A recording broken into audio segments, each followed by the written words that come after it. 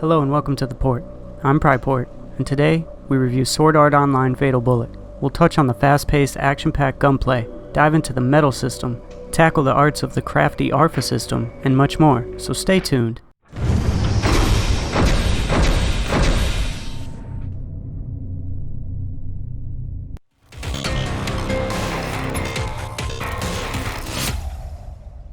Sword Art Online Fatal Bullet is a third-person shooter, mixed with the aspects of a JRPG hybrid. Developed by DIMS and published by Bandai Namco Entertainment, Fatal Bullet offers the Gun Gale Online experience in a continuation of an alternate timeline different from the light novels in the anime series. Unlike the other SAO games in the series, this is the first to offer a standalone character that you create from scratch. You are given a generous amount of options to choose from here.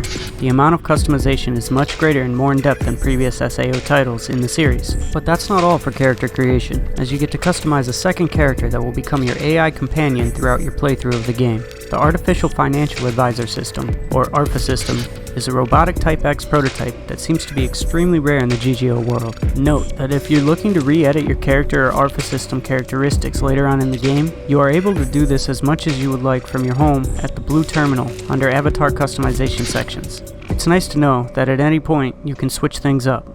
The main story will base itself around the ARFA system and gathering the parts that are missing from the ARFA system software structure. This is not a solid or sound story base, but the game does offer a lot of dialogue and visual novel-like cutscenes for those that are seeking a decent, story-filled experience. Acquiring these parts will open up different ARFA system menu options. Banking will be one of the first parts that you will come across, allowing your ARFA to hold your credits and invest your credits. You can also get more in depth and allocate a set amount to be directly deposited into your account after earning credits. Another great aspect of the ARFA system is the customized equipment setting, allowing you to change the color of your weapons, clothing, and items on both your AI and your character. Diving deeper in the AI settings allows you to set how it reacts and what it focuses more towards in combat. Running around, you will come across some familiar faces from all the previous titles along with some new faces. Zeliska and Straya have to be my favorite characters, and I think they make a great addition to your party. What characters are your favorite? Let me know in the comments. Being that this is an alternative timeline, some returning faces from previous games like Straya and Philia will make an appearance and can be added to your party as well. The gameplay is fast-paced and really gives you that feel of a third-person shooter. Using cover and switching your targets from a bullet circle that will target the enemies automatically to a precise aim on the targets to hit those weak points is vital. The graphics are bright, vibrant, and well put together in my opinion.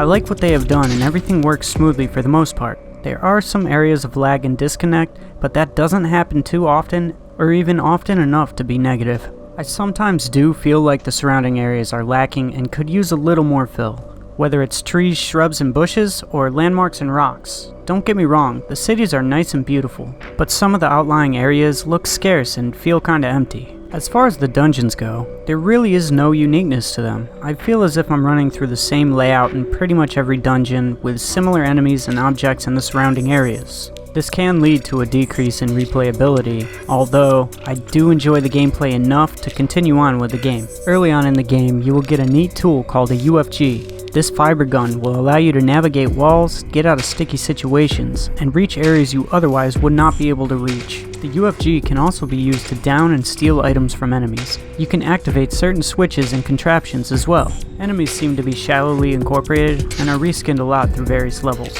From regular run-of-the-mill enemies to bosses, there could have been more of a variety here. You will come across your mix of typical overgrown insects and robotic defenses, along with some large beast-like creatures and bosses. Although, I do like that random NPC parties of GGO players will pop up on you from time to time while you're out exploring or looking for that next dungeon. Still, the enemy range could have been larger. It would have made my slaying experience much more immersive. Quests will be given to you as you progress through the game in multiple ways. You will have your main quest that follows the story of your character and ARFA system, along with some optional side quests, bounties, and treasure hunts that you can choose to complete if you so wish to do so. Teleporting will be your main source of transportation and mobility. The map system is very teleport friendly, allowing you to teleport to any discovered area as quickly and efficiently as possible. When tracking a quest, you are able to teleport as close as you can by following the exclamation point to their destinations. Kirito and his friends are also back and will help you along the way. Lisbeth will assist you in upgrading your weapons, while Asuna is crafty in creating new outfits for you and your ARFA. And Egil will identify items that are found on the battlefield. You can also choose to add them to your party if you would like. Many variants of weapons are available to use, from pistols, SMGs, automatic rifles and LMGs, to sniper rifles, Gatling guns, photon swords, and even RPGs. Each weapon will hold a rank and stat card that varies with different levels of rarity and added bonuses. There are 5 ranks of guns that you will be on the lookout for and come across: common, uncommon, rare, epic, and legendary. The higher the rank, the better the added bonus will be, and the more bonuses you will have on your weapon. You can also purchase weapons from shops in the urban district of the SBC Glocken. The regular shop will have weapons of the base nature and gadgets for sale. Around the corner is the Predatory General shop. You can purchase higher grade items and weapons from this shop. Although the name is a little eerie, there is also a material shop in the urban district. You may think twice of shopping here, as it's called the Shady Material Shop, but they have some decent materials that can be of use during upgrading. Equipping weapons are focused around your base skill points in strength and dexterity. Each weapon will have a request stat that must be met in order to equip and use the weapon. Gadgets are skills that are used in battles and come in many forms. Gadgets are focused on grenades, mines, healing, and melee damage, while skills are focused more on defense boosts, wits, attack boosts, elemental damages, and healing as well. You can purchase gadgets from the green terminal in your home under the gadget shop with credits earned through beating quests and defeating enemies. Skills can be unlocked by spending your earned SP. SP and other items can be purchased by spending your collected medals. Medals were overlooked by me in the beginning, and are an important part of obtaining SP, new outfits, gear, and more. Medals are a form of currency and can be earned in 3 categories: attack, support, and weapon. You will obtain medals through actions you perform as well as actions your NPC partner performs. To do this, when your partner receives a medal, a yellow message will appear in the text field on the bottom left of your HUD display. Claiming this medal before the NPC does will give it to you. On PC, this is the number 5 key. You can spend your collected medals at the medal collector inside the lobby in front of the governor's office. A blue-haired lady will accept them and give you a bunch of options on what you can spend them on. Don't forget about the multiplayer that seems to be a big part of the game, as it is a, quote, VR MMO RPG. I haven't had the chance to dabble in the multiplayer yet, as the story has held my attention.